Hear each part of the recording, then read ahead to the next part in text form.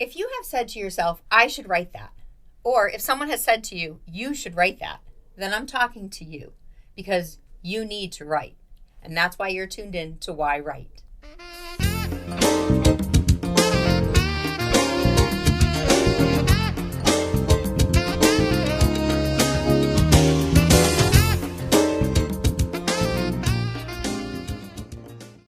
Hi, welcome to Why Write. I'm your host, Angela Grout, and thanks for tuning in to another episode of Why Write, where we learn why we need to write our story. We also learn what other people are writing and how they do it. But today is definitely a episode to get you writing for sure. I have Julia Nadolny. Oh my gosh. Nadolny. Yep. Thank you. I'm so sorry. I'm tongue It's twisted okay. right It's now. a hard last name to say. Nadolny, and she is the creator of the Wellness Writing Program. And she is from Western Massachusetts, and she has classes in local libraries all over Western Mass and even Connecticut. So we're going to talk to her about that. She has a special process which allows writers to, ready, slow down and connect to their story, which is why I need to slow down right now. She has a background in elementary education, and her goal is to help others share their story on the page by providing guidance, which is exactly what Why Write is all about. My goal also is to help writers to get their story on the page. So, Julia, welcome to the show. Thank you. Thank you for having me. So exciting. Yes, thanks for zooming in today. I'm in Massachusetts, you're in Connecticut, which is, pretty neat that, we can do this virtually. Yeah. So you've been teaching writing classes. How long have you been doing this, organizing these programs and workshops? So it's been about a year now. It's really cool because as a teacher, I've always leaned toward the kids are my audience, but I never really thought about branching out with adults. And then I thought, well, this could be really cool because I think we all need a little prompting now and then.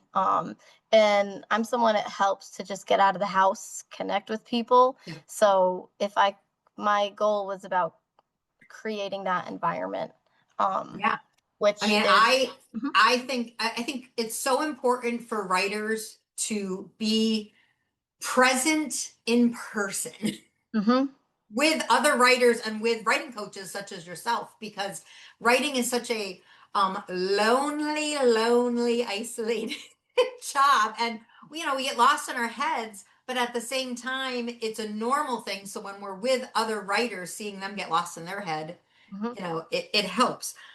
So you Yeah. started this wellness writing program, Mhm. and of course, I totally believe in writing. Writing is therapeutic for sure. Mhm. How does your wellness program work, and why did you start it? Yeah, so kind of to rewind to maybe 4 years ago, a friend, actually a coworker of mine, had got me a journal for my birthday, and I was like, "Wow, that's really cool," because I had been talking a lot about it, and I have so many, but I've just never used them. So I really am like, okay, I'm gonna try to be consistent with this, and I really use it as an outlet, emotional release. And I remember some days I would just sit there writing like 4 pages, being mad and angry at someone. And then after, I'm like, wow, I put it on the paper. I didn't actually say it to them, or I didn't actually talk about it to someone else. So I realized writing has a lot of power, and it's really cool that we're able to do that. So that's how it started for me, was that outlet, and using it as a healthy outlet and a healthy way to connect with yourself, sit with yourself and your thoughts, and kind of say, oh wow, I think like this, or even to go Yes. back and like, I used to think this way. It's so interesting. I found a diary of mine from when I was a kid, and it has the date and everything, and I was like, okay, I was 12 years old. And it's fascinating just reading how I thought. And I'm like, Yep. okay, I connect to some of my students. And like, one of my students, she writes a lot like me, just very creative. And, this is how I'm feeling, blah, blah, blah. Like, I put it on love the that. page. And it's fun to just go It's back and such look a at that, gift to give to yourself when you read something you've written in the past. And for me, I've always been a letter writer and a card writer, sending Uh them huh. to people. Nice. And you and I have a mutual friend, Brooke. Brooke Nye, and Brooke's been on the show. She has her own writing program helping children Nice. on the spectrum. But her mom and I have been best friends for years, and her mother. I love this. We're going to do this someday. But she has saved every letter and every card I've ever given to her, including notes from high school where they're folded in little football shapes. Yeah. And it's like just sitting down to reread them is just so interesting because it brings you back to that space. I had Right. a friend for Christmas who gave me a letter that I wrote them in 1991. She's like, I just Wow. wanted to see, you to see what kind of writer you were back then. And I was like, it just puts you back in that moment and it gives you a piece of yourself back. But at the same time, and this goes into your wellness writing program, is Yeah. when you're dealing with something that's I hate using the word negative, but when Yeah. you have that negative energy where you have a traumatic experience you've been through, or like Hmm. you said, you're mad at someone, and instead of Yep. picking up the phone and texting or calling them, you write it out. Hmm. And there is so much healing to that. I mean, Yeah. I'll share my book. April Rain is a murder mystery, and it was inspired from a murder that happened in Agawam. And I was angry about it, and I didn't understand what happened. It was unsolved for 24 years. And Yeah. I took to the journal like the week she disappeared, asking these questions like, Wow. why was she taken? Is she murdered? Is she alive? Is it a random act of violence, or is there a serial killer out there? Is someone after me? So I mean, it Hmm. just like turned those questions in, and next thing you know, I'm writing a murder Yeah. mystery. Very But cool. how do you find when people come to your classes? How open are they to write about something that's angers them, or Mhm. some traumatic thing that they've gone through? Yeah, so a lot of my class is about writing your own story. So taking like 2 to 3 hours to write about what you've been through. And I usually stagger it in a way of like, birth to 10 years old, and then 10 years old to 20, and then, um, each decade of your life. And it's really interesting the things that come up for people. And I've seen people come up with wonderful stories they remember or traumatic ones. Yeah. And then the other thing is sometimes if people aren't ready to write that story and kind of get it out and allow it to come up, they just start kind of doing a list and doing bullet points. And I'm like, that's great too, because Yeah. you can always go back to it and dive in when you're ready. Or I've had people leave in the past in tears because, it is a lot. And a Yeah. lot of what we've been through and we're carrying, to kind of use writing as a tool to then release those stuck, suppressed emotions. It's a good thing, but it's not something we're used to. So that's kind of what I want Yeah. to give to people. Yeah, it's so important. I mean, I've talked to people from the women's prison, and it's interesting to me that like when someone is arrested for a crime, they have to write their like kind of their I'm going to say their confession, but write their version of the story, and it is a matter of picking up the pen and hand writing it because you're getting it Wow. like out through your hand onto the paper, and now it's like you can look at what the situation is, and I'm going to say, in the case where someone's guilty of something, look at why it's punishable, but in cases where it's, a negative experience that you've gone through or something that was just like really traumatic. I mean, when I was giving birth, I literally labored for 40 hours and pushed for almost that long. Wow. And I mean, it was like, you know, in the moment I did it, but I ended up writing a whole book about like Yeah. trying to remember the days up to it because I wanted to cherish those memories and not like how hard the labor and delivery was. And it's Hmm. just interesting how when you write it out or speak it out, I mean, like if someone does have a baby, they tell you in detail the whole story and then they tell the Yeah. next person, and it's like telling it helps them to get through whatever trauma it was or whatever beauty it is to see that. And Hmm. I also do a class at Results in Wellness in Westfield where we write to heal. And Nice. like writing writing down something that bothers you and finding that silver lining in it, because Hmm. even though we all have these traumatic experiences, we have to own the fact that, hey, it got me to where I am right now. Right. Yeah. Um, when you do your in-person classes, do you give prompts? I mean, I know you said I mean, oh, write 10 Mhm. when you're 0 to 10. I can see like Yeah. making a list, but like, how do you break that down? Is it all in one session or is it like over a few weeks? So usually the one session is kind of just the introductory and it gets people started, and then Yeah. when they go home, they can choose to finish it if they want to or not. But I have different things to keep in mind as they're writing. So like, like you said, finding the lesson, finding the blessing in the story and what you went through. I try to look at it like what was the good and what was the bad that came out of it, or like when I write a story from this amount of years, I usually do like one negative, but then what is the good thing that came from it, and then one positive, and why did that stick with me because of how positive it was. And usually, it's a memory that we have. But something else that's really interesting, I've been trying to tap into more with my students is just getting them to like writing, because I feel like kids get so in their head about it. Like, I didn't put a period. I don't know where to put a Mhm. comma and capitalize and it's just spelled right. And I'm like, guys, just write. Just write what you think. Just write what you know. And I did this with two girls actually after school the other day, and they're looking at me like, I said, nope, I want you to just write something you want to tell me. And both of them put, I love my parents, I love my dogs. Okay, just write the sentence and then see what happens. And then they were like, wow, I did that. I said, yeah, because you're not overthinking about, am I going to get it right? And I feel like sometimes kids and like just as adults, we think you have to get it right or you have to sound a certain way, but it's like, just write and see what comes out, because you'll be surprised. So you make me want to cry right now. Like that's Aw. so beautiful. You're a great teacher because I have been writing since, I mean, I could probably start writing. I have journals that go back to when I was 8 years old. But Yeah. when I was in my English classes in school and I would be writing, whether I was creating a story or sharing a piece, the red pen on the paper stopped me. Do you know what I mean? Because it was so Hmm. much like, oh, you need a semicolon here, you need a period here, you misspelled this word. And I was just like, did Right. you even read the story? Did you Yeah. even read what I wrote? Because I just put my heart on the page and you ripped it apart in editing. And then it's like, if you rip apart a story in editing, then it's not going to help anybody love to write.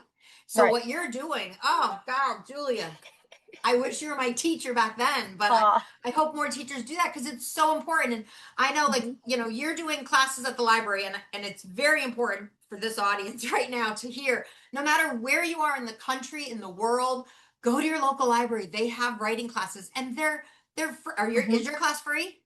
Yes. Yep. Yeah, they're free. I mean, I belong to a group in Springfield called Write Up Springfield. We meet once a month for 2.5 hours. We write Nice. for 30 to 45 minutes, and you do it off a prompt, or you can work on, sometimes I work on a chapter of a book I'm writing, and then we share it. But it's like everyone's just listening to the story. Right. Because if you don't get the story on the page, if you don't get Hmm. your feelings and thoughts or whatever on the page, it's never going to go any farther. And so many people I've seen, I don't know about you, like, especially because I work with people writing books, they will get hung up on, oh, I can't write about that right now because I got to look up what car it is or what street that is. And it's like, no, just Yeah. leave the blank and fill in the research later. Right. Get this right. Just say, I was driving a car.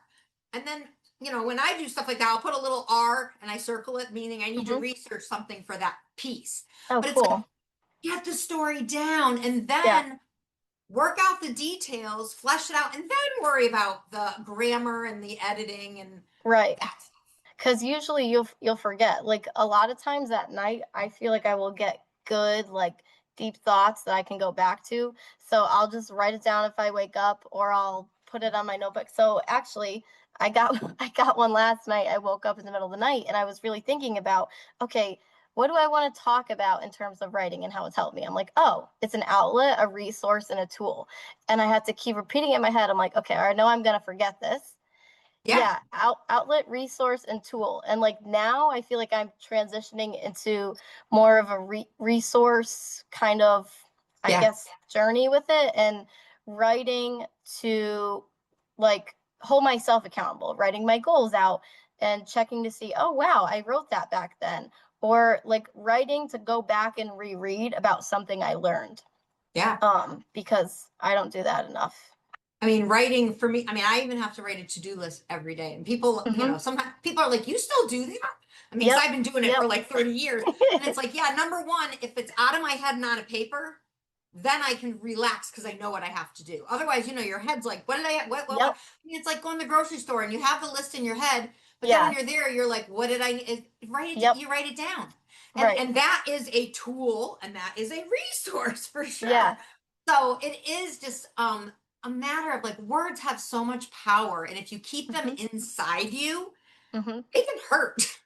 Yeah. you know. So it is good to get them out, and yeah, what you're doing is absolutely amazing, amazing. I mean, you're Awesome. providing Appreciate it. people with the the space to Hmm. be safe, the space to release the words that they need to, which really can, as you said, like, when you're looking at your journals, you can almost start to see like certain patterns that show up. Like for me, I'm writing a to-do list every day. That's definitely part of my pattern. But it's like you see where thoughts can get changed too, you know?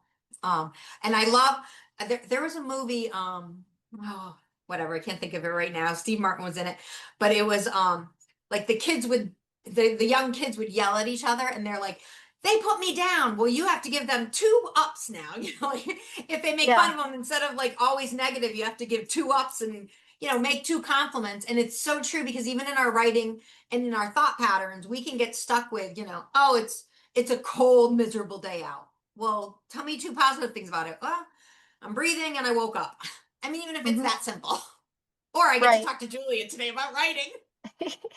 Yeah, and something else that you just reminded me of when you were talking about sharing and the importance of sharing your story. So a lot of times people will want to share, or because I'll share my story first about what I did, they will then after. But I have people at least like 20 minutes get with a partner, somebody they don't know, and share what they wrote about, and then we do like a group share if anyone wants to read what they wrote. And it's so fascinating and just like, oh my gosh, they went through that. When you're sitting there listening to what they wrote, it's eye opening, and it's like, wow, it's incredible that they had the courage to not only write about it but then Oh, share it, and I it's remember the first important, time I would share immediately what I wrote. Your heart's beating, and Hmm. luckily for me as an adult, the classes that I would join go by the I'm going to call it the Amherst Writing AMA. I don't know. Hmm. I should know this right now, but like, they say you're listening to the author tell a story, so you have to treat it as fiction. So when I'm reading it, sometimes I can be like, okay, this is a fictional story, and kind of removes me from the situation, where, it's just interesting the different methods to be able to, share. And it's important. Writers, especially people who want to work on their memoirs, it's Hmm. very important to be part of these writing groups. And they don't have to share, but, to be able to have someone like you facilitate something so that they can feel safe and get it started, because sometimes we need to be assigned, the job to do it. Now, how often are you teaching and facilitating these types of classes? And do you do anything online? I Or it's don't. all in person? I haven't been asked to online. I think it's But important to be in person, but I know there are, yeah. things online.